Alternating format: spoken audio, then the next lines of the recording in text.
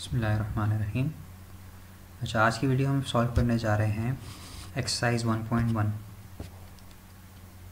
तो इसमें हमने पहले बात समझ चुके हैं कि रैशनल और इर्रैशनल नंबर की पहचान कैसे करते हैं। तो उसी इन्फॉर्मेशन को यूज़ करते हुए हम एक्सरसाइज 1.1 का क्वेश्चन 1 और क्वेश्चन नंबर 2 सॉल्व करेंगे। तो अगर मैं थोड़ा सा रिकैप दे दूँ तो ये हमारे पास स्क्रीन पर जो एक टेबल मौजूद है बुक का, वो हमें ये बता रहा है कि जो 1, 2 और 3 और 4 पे जो नंबर्स हैं, जो एग्जांपल्स हैं, वो रैशनल नंबर्स की हैं कि जो या तो टर्मिनेटिंग डेसिमल फ्रैक्शन है कि जो डिवाइड होने के बाद 1, 2, 3 पे आके ख़त्म हो जाते हैं, या फिर वो नॉन टर्मिनेटिंग और रिकरिंग डेसिमल फ्रैक्शन है, यानी कि वो ख़त्म तो नहीं होते लेकिन वही नंबर बार बार आते जाते हैं। ठीक है, तो ये रैशनल नंबर की एग्जांपल है। और उसके बाद 5 और 6 पे जो एग्जांपल है वो इर्रैशनल नंबर की है कि इसमें ना डेसिमल ख़त्म होता है और ना ही वो नंबर बार बार आते हैं। ठीक है, तो अगर इसी को हम यूज़ करते हुए आगे सॉल्व करें अपनी एक्सरसाइज 1.1, तो इसके लिए हमें कैलकुलेटर की ज़रूरत होगी लाजमी। ठीक है, तो हमने पहला यहाँ पे सॉल्व करके देखा कि 1/5 किसके बराबर होता है, 0.2। और ये हमें पता है कि ये टर्मिनेटिंग डेसिमल फ्रैक्शन है, तो terminating decimal fraction rational number के अंदर आएगा। ठीक है, अभी हम लिखते हैं इसको। दूसरी जगह अगर हम देखें कि √2 और उसको हमने डिवाइड करना है 8 से, तो ये हम देख रहे हैं कि ये मुसलसल चलता ही जा रहा है डेसिमल, और ना रेपिटेशन भी नहीं है कि कोई नंबर रिपीट भी नहीं हो रहा मुसलसल। तो इसलिए ये है non terminating non recurring decimal fraction, और इसको हम रखेंगे इर्रैशनल नंबर के कॉलम के अंदर। ठीक है, जैसे आप यहाँ पे देख सकते हैं कि मैंने रखा हुआ है। अच्छा, इसी को मज़ीद आगे बढ़ाएं तो अगला सवाल है हमारे पास 5 डिवाइडेड बाय √6। तो ये भी हमारे पास इर्रैशनल नंबर है, जिसकी वजह आप जानते हैं कि ये नॉन टर्मिनेटिंग और नॉन रिकरिंग डेसिमल फ्रैक्शन है। इसी तरह हमने बकिया सवालों को भी सॉल्व करते हुए इसको क्लासिफाई कर दिया कि कौन से रैशनल हैं और कौन से इर्रैशनल हैं। ठीक है, और इसकी वजह भी हम यहाँ पे देख सकते हैं कि अगर हम 22 को 3 से डिवाइड करेंगे तो उसका आंसर आएगा 7.333, और वो 3 चलता ही जाएगा, कभी ख़त्म नहीं होगा। तो इसलिए हमने इसको रैशनल में रखा है। क्यों? क्योंकि हम अगर इसको उसूल के मुताबिक बात करें तो ये नॉन टर्मिनेटिंग है और रिकरिंग है, यानी कि रिपीटिशन है इसके अंदर, ये बार बार वही नंबर आ रहा है। 11/21 में भी ऐसा ही है कि 0.91 6 6 6 और ये 6 चलता ही चला जाएगा। ठीक है, तो इसीलिए ये टर्मिनेट नहीं हो रहा, ख़त्म नहीं हो रहा, और दूसरा ये रिकरिंग है, बार बार रेपिटेशन वही नंबर आ रहा है। जबकि इसके बारे में देखें इर्रैशनल नंबर्स में तो √8 में जो है हमारे पास एग्जांपल मौजूद है कि यहाँ पे ये किस तरह से non terminating non recurring decimal fractions हैं ये सारे। अब हम शुरू करने जा रहे हैं एक्सरसाइज 1.1 का क्वेश्चन नंबर 2। अब इसमें हमसे कहा जा रहा है कि हमें कुछ फ्रैक्शंस दिए गए हैं और कहा गया है कि इनको डेसिमल के अंदर कन्वर्ट करें, पहली चीज़, और दूसरी चीज़ कि इनको इंडिकेट करना है, ये बताना है कि इनको डेसिमल में कन्वर्ट करने के बाद ये टर्मिनेटिंग फ्रैक्शन है या फिर नॉन टर्मिनेटिंग फ्रैक्शन है। और एक बात जहन में रहे कि ये सारे नंबर्स जो है रैशनल हैं, इनमें से इर्रैशनल कोई भी नहीं है। सिर्फ हमने ये बताना है कि ये टर्मिनेटिंग है या फिर नॉन टर्मिनेटिंग है। तो इसको शुरू करते हैं। तो सबसे पहले है हमारे पास 5 डिवाइडेड बाय 8। 5 डिवाइड बाई 8, तो ये हमारे पास 0.625 ख़त्म हो गया यहाँ पे, यानी कि ये 0.625 एक टर्मिनेटिंग फ्रैक्शन है। ठीक है, नेक्स्ट 4 डिवाइड बाई 18, तो ये 0.2222 ये चलता ही चला जाएगा, इसलिए ये यहाँ पे हम लिख देते हैं कि नॉन टर्मिनेटिंग फ्रैक्शन है।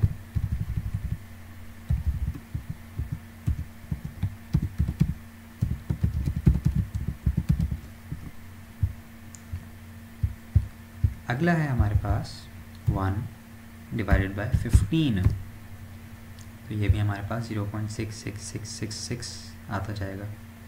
इसलिए इसके आखिर में अगर आप देखें 7 इस वजह से आ रहा है क्योंकि इसको राउंड ऑफ कर दिया, वरना ये चलता ही चला जाएगा, ये रुकेगा नहीं कभी। आप चाहें तो खुद भी ट्राई कर सकते हैं। तो ये भी एक नॉन टर्मिनेटिंग फ्रैक्शन है।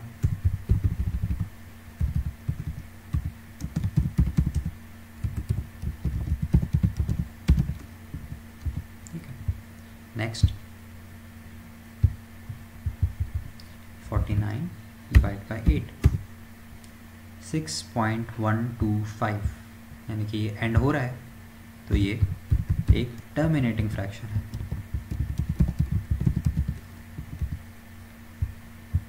नेक्स्ट है हमारे पास 207 डिवाइड बाय 15, ये भी एक टर्मिनेटिंग फ्रैक्शन है। क्यों? क्योंकि ये 8 पर एंड हो रहा है, इसके आगे और कोई नंबर नहीं आ रहा।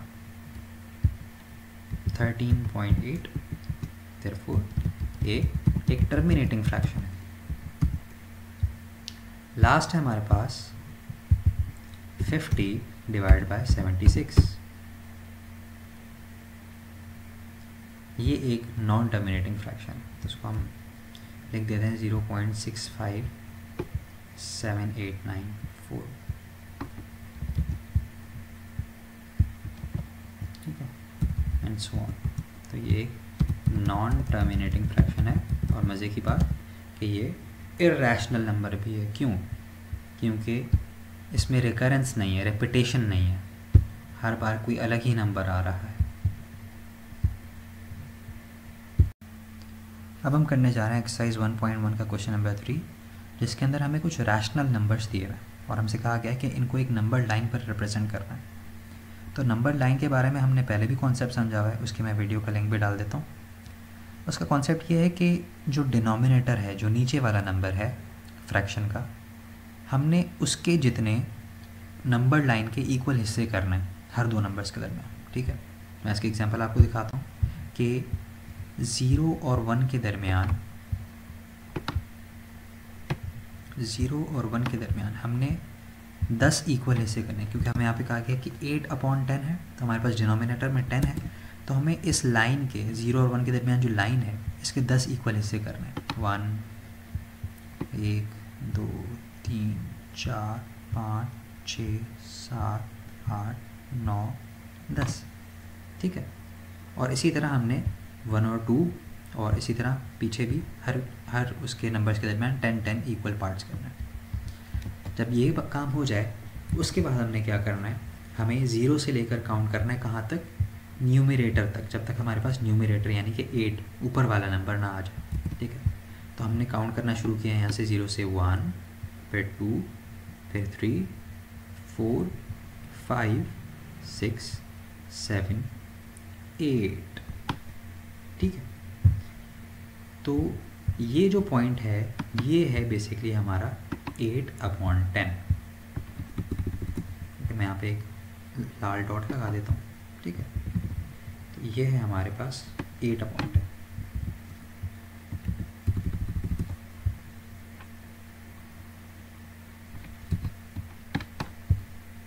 ठीक है, अब इसका अगर दूसरा क्वेश्चन हम देखें तो यहाँ पे भी सेम काम हो रहा है। ये प्रॉपर फ्रैक्शन में दिया हुआ है कि 1 होल नंबर 1/4। ठीक है, लेकिन मैं इसको आपको दोनों तरह से समझा दूंगा कि प्रॉपर फ्रैक्शन में भी, और अगर इसको इम्प्रॉपर करें तो इम्प्रॉपर क्या होगा, 4 × 1 + 1, यानी कि ये 5/4 है। ठीक है, तो 5/4 को किस तरह से सॉल्व करेंगे, हम अपने नंबर लाइन के इक्वल हिस्से कर देंगे। कितने, डिनोमिनेटर है हमारा 4, तो हम 4 इक्वल हिस्से कर देंगे। ठीक है, हमने जब 4 इक्वल हिस्से कर दिए अपने नंबर लाइन के, उसके बाद हम काउंट करेंगे 0 से जब तक 5 ना आ जाए, क्योंकि हमारा न्यूमरेटर 5 है, 5/4 है, इस वजह से हम काउंट करेंगे 1 2 3 4 5। तो ये हमारा जो पॉइंट है ये कहलाएगा 5/4। ठीक है, इसको इस तरह से भी देख सकते हैं कि जब 1 होल नंबर पूरा हो जाए तो उसके बाद जो पहला पॉइंट है तो ये 5/4 होगा। अगर 1 होल नंबर 2/4 होता तो फिर इस वाले पॉइंट को लेते, ठीक है, इस वाले पॉइंट को, या वन होल नंबर 3/4 होता तो ये थर्ड पॉइंट को लेते, ठीक है। चूँकि हमारे पास वन होल नंबर 1/4 है, या फिर इसको हम कहेंगे 5/4, तो हमारे पास ये पॉइंट है कि जिसको हम कहेंगे कि ये वन होल नंबर 1/4 है या फिर 5/4 है, ठीक है। अच्छा, इन्हीं दोनों को अगर हम माइनस में लगा के देखें तो उसी जगह पे लगाएंगे, लेकिन नेगेटिव साइड पे। हम फिर से काउंट भी कर लेते हैं इसको कि अगर 8/10 है, माइनस का 8/10 है, तो उसको किस तरह से काउंट करें। 1 2 3 4 5 6 7 8। तो ये जो पॉइंट है ये है माइनस का 8/10, ठीक है। इसी तरह इसमें भी अगर हम काउंट करें तो 1 2 3 4 5, तो ये होगा -5/4 या -1 होल नंबर 1/4। तो यहाँ पे हम पॉइंट लगा देते हैं, ठीक है। अभी तीसरा हमारे पास सवाल है 2/3 और -2/3। इसको भी देख लेते हैं।